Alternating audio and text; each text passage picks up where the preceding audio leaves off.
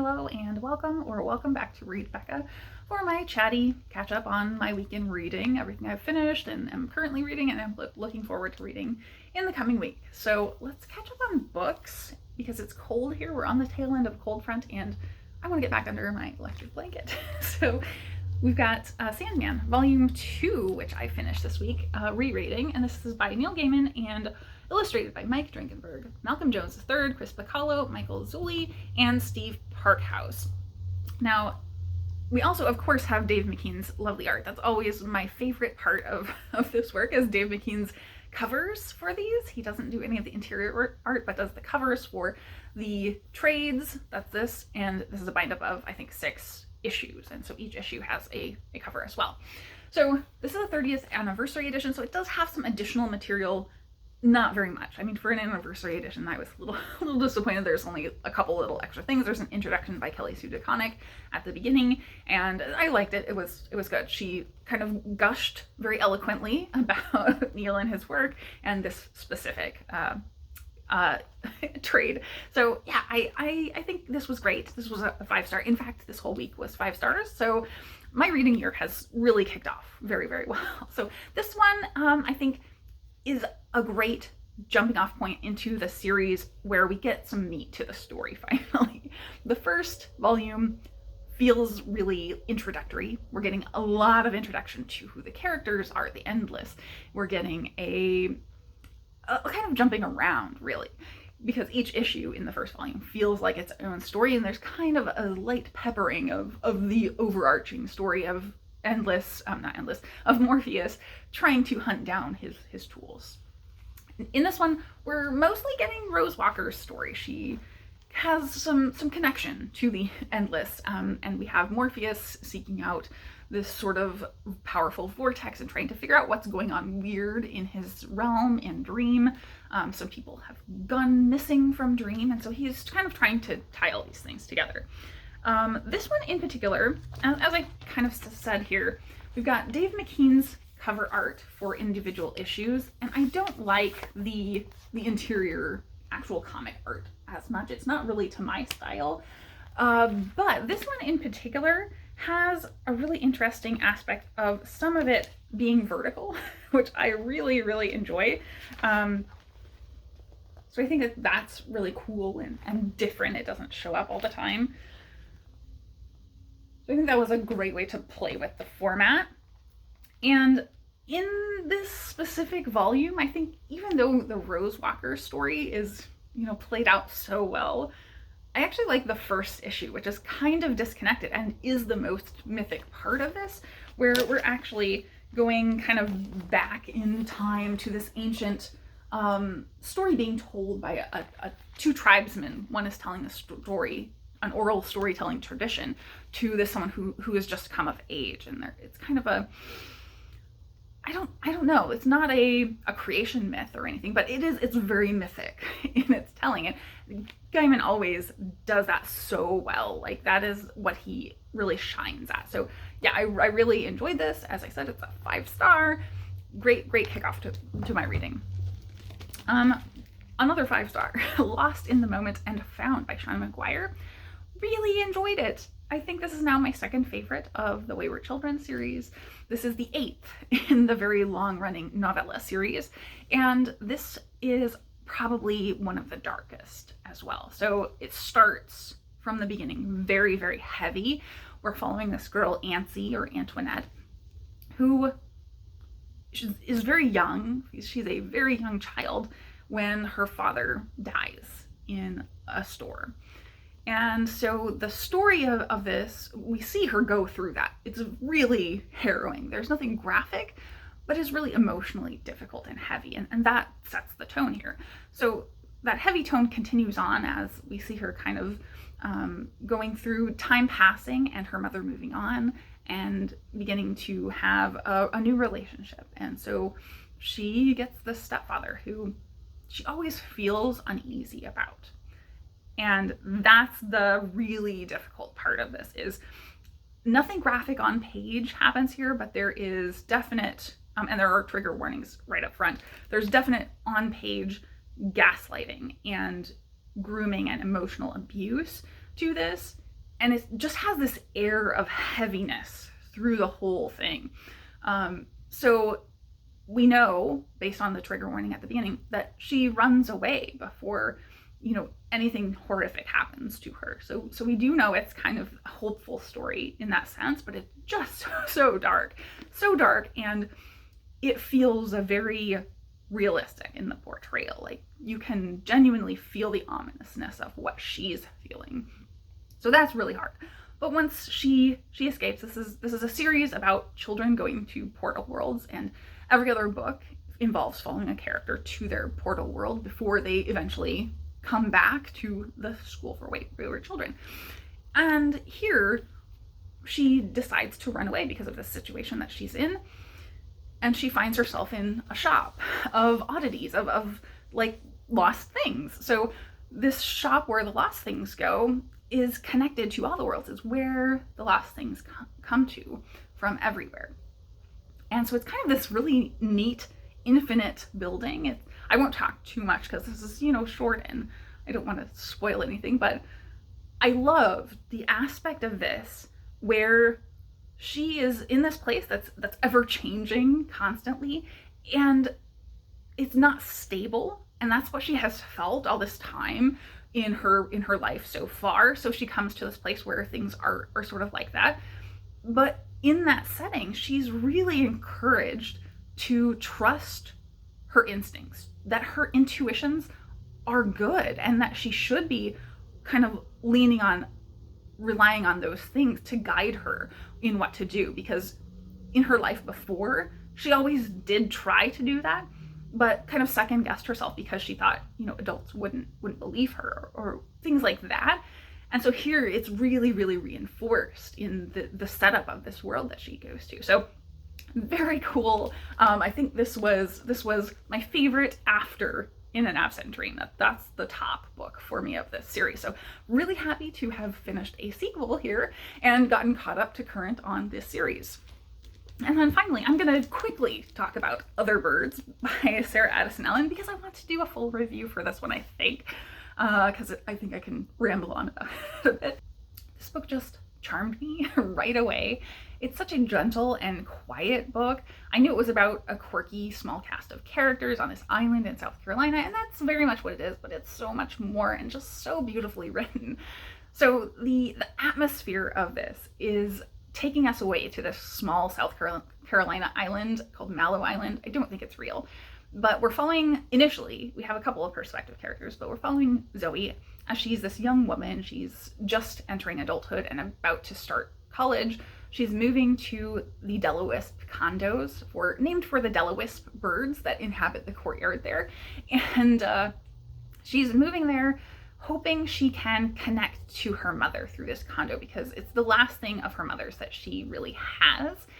And her mother died years ago, but her dad hung on to this condo for her.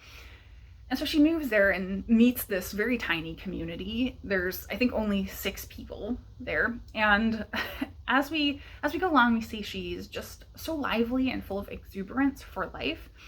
And just after she arrives, one of the neighbors dies. And so this feels very like a cozy mystery, but without murder.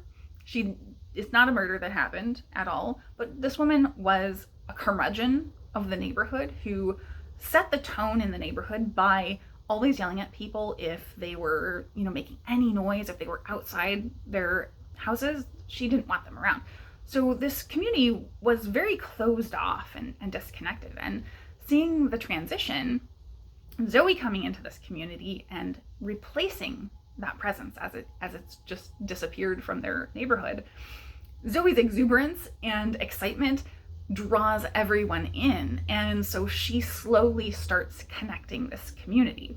Zoe gets a job cleaning out this dead woman's house because, as it turns out, she was a hoarder.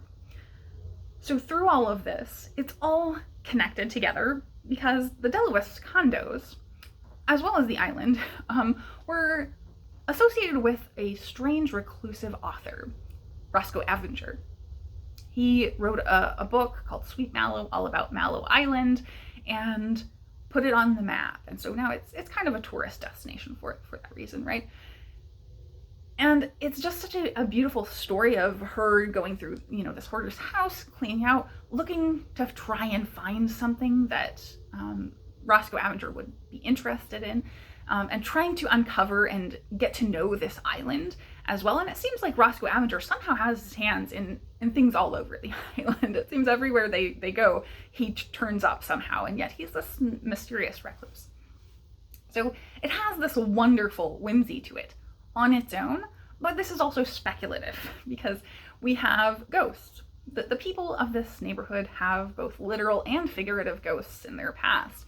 So between the chapters, we have ghost stories, but they're not spooky, scary ghosts at all. They're these wonderful reflections from these ghosts, these people who are part of the past of the characters that we're following. And we're seeing their lives, key moments of their lives. We're seeing why they're hanging on and why they're still there with these people they're hanging around for. So it's just very reflective, quiet, contemplative ghost stories, and I loved them all. There's also the food element. Food is huge in this. One of the characters whose perspectives we get is a chef. So food comes in a really big other cozy element here. The atmosphere, the vibe of all the characters. I just loved so much about this book.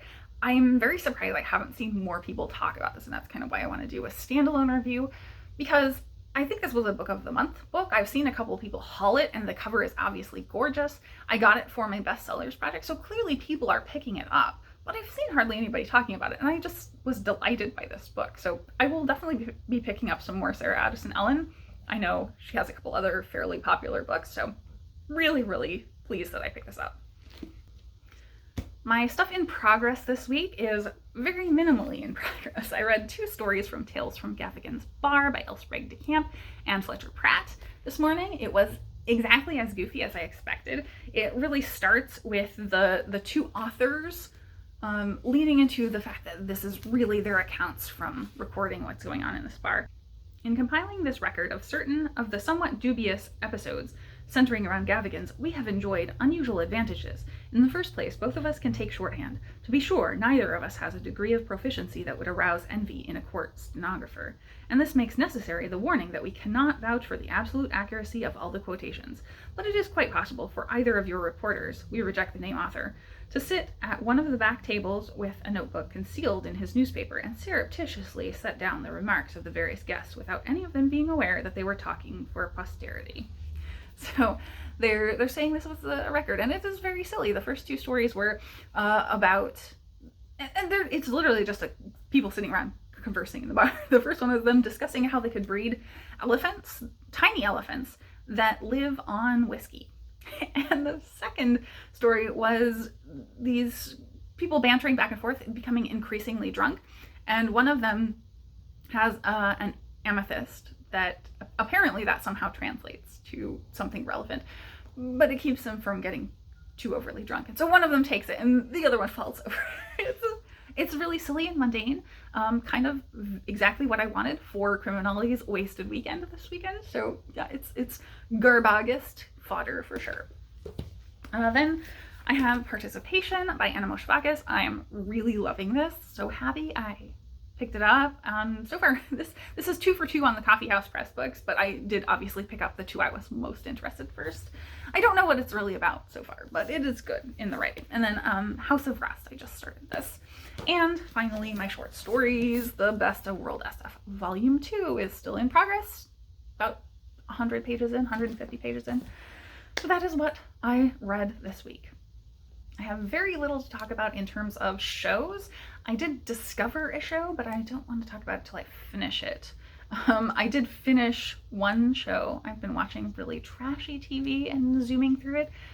Randomly, a season, like in the 20s of seasons of The Real World showed up on Netflix, and I watched through that whole thing because I have so much nostalgia for that show. I don't think I've ever seen an entire season, so this would have been the first. But if you don't know, Real World was probably the precursor to like Big Brother, that sort of thing, like those competition shows. It was on MTV back right kind of early into them starting to do actual shows rather than music.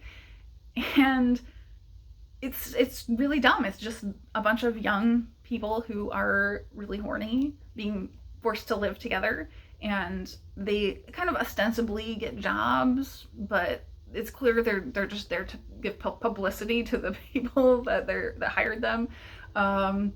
They go and do like fun activities and stuff. Eventually this turned into the Real World Road Rules Challenge, which were two like major shows, and they did all kinds of cool competition stuff. But like Real World was very like the dumbest show. And there's so much drama, constant drama. They are like, I think they definitely cast for the drama for this particular show, even more so than a lot of reality shows do. But yeah, it was very over the top. But I have so much nostalgia from this because I wasn't allowed to watch MTV growing up, but I was constantly in trouble for it. I did watch it a lot back when it was like actual music, but then the show started and I would catch one every once in a while. I don't remember particularly liking Real World, and this reaffirmed I didn't really love it, but it was trashy and fun to watch. So yeah, it was very entertaining use of my time. In terms of my week, I didn't really do very much this week. We had snow. It was a very small amount of snow, but it was to the point I did actually kind of get snowed in because it was so brutally cold. We're in the midst of or the tail end of a cold front all this week, where it has been very brutally cold.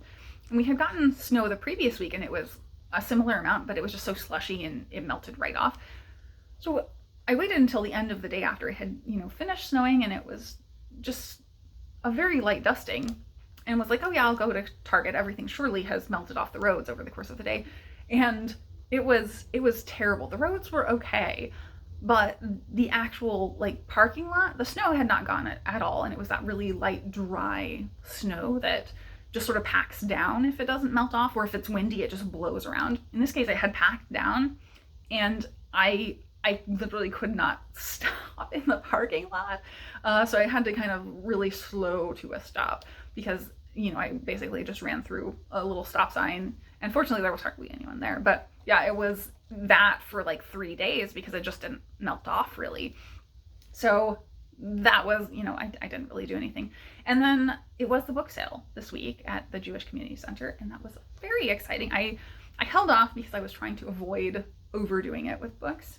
And so I went the last day after it was incredibly picked over, and went to $5 fill a bag day. So you will see those later when I do my haul for this month. But I did fill a bag. I was really surprised. I basically, because of how little they had left, I was able to get through basically all of the sections of books. So that was really exciting. And I may have to go. They have opened a new, I knew they were working on buildings, but I didn't know it was open, a new Holocaust museum there. And so I'm going to try and go and see that. I doubt I will, film anything, but I will definitely talk about it if I do get over there. It was obviously closed because I went the last 2 hours of the day for the book sale. So it was like, I think 5 to 7 right after work. So that was my excitement for the week. Was being snowed in with hardly any snow and going to the book sale. Real exciting times here. So the recommendations for this week, I have 2.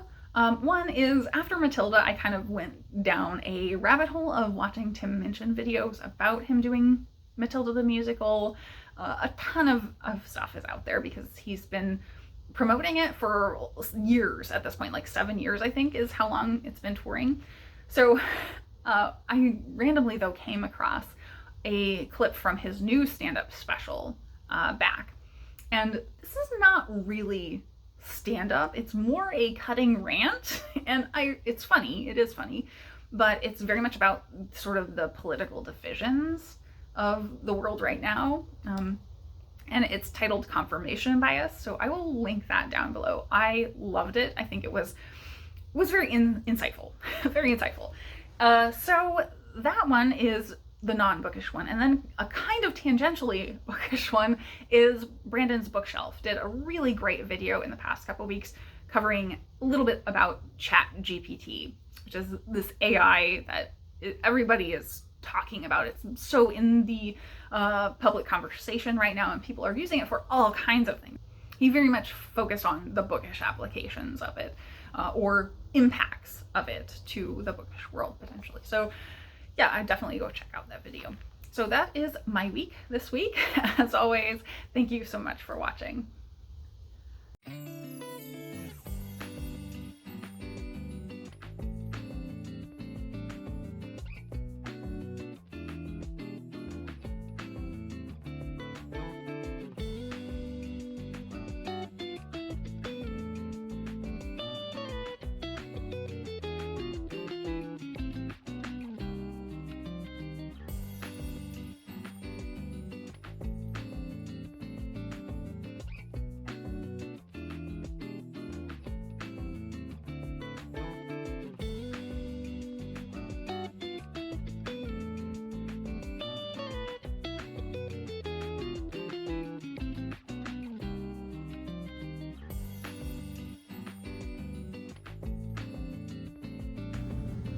After all that massive fuss about Snowmageddon last weekend, I wake up this morning to a surprise snow that's probably a little bit more than the Snowmageddon was. This is actually very cold, fluffy snow.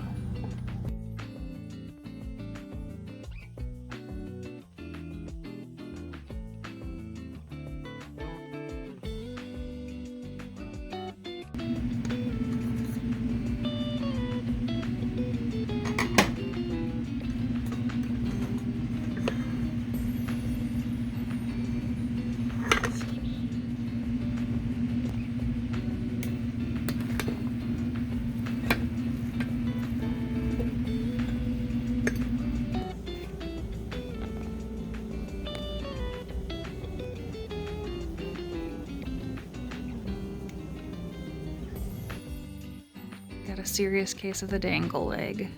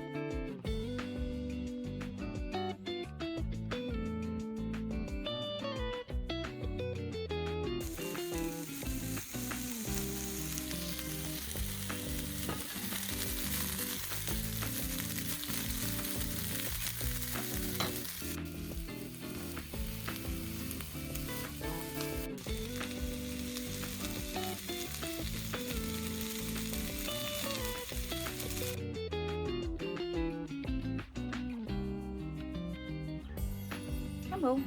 Are you just tearing out the paper? Just willfully tearing it out.